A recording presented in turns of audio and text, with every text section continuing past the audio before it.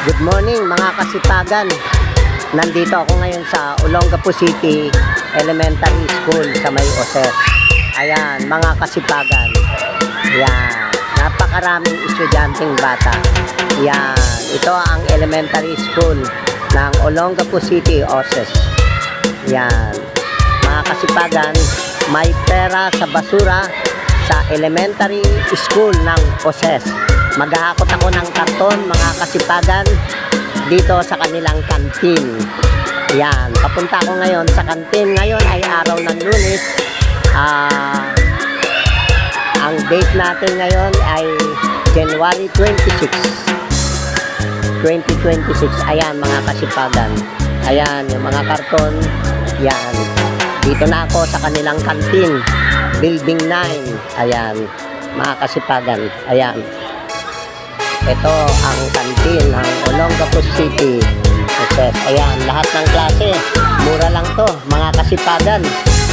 Nandito ako yan, si Madam. Pinakamatalinong teacher dito sa Olongapo City. Nagbablog na ako ngayon, Madam. Mga kasipagan, yan mga estudyanteng matatalino. Yan, lahat po ng merienda rito para sa mga estudyante, mga kasipagan, ay mura lang as masustansya.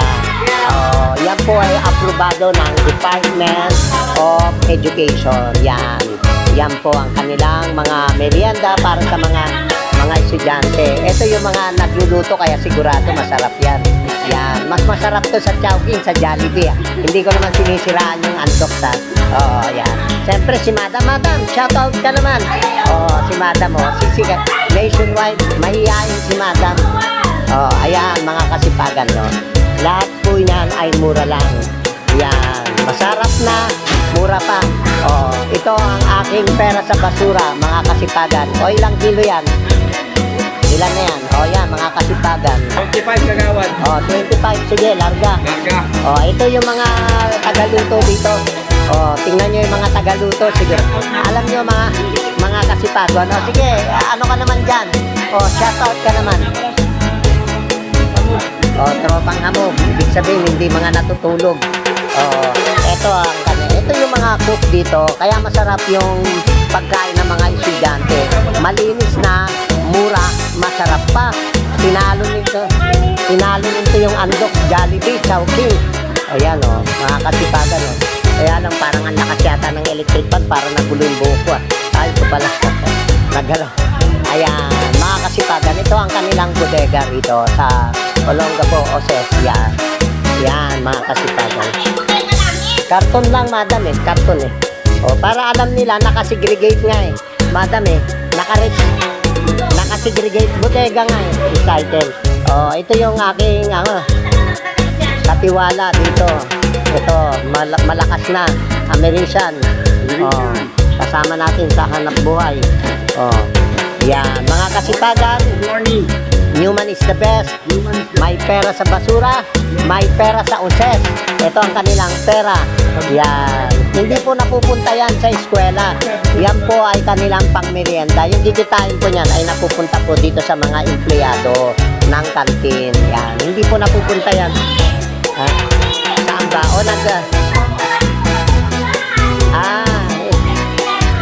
Hindi daw. Nagpo-protesta si Madam. Mas maganda sa...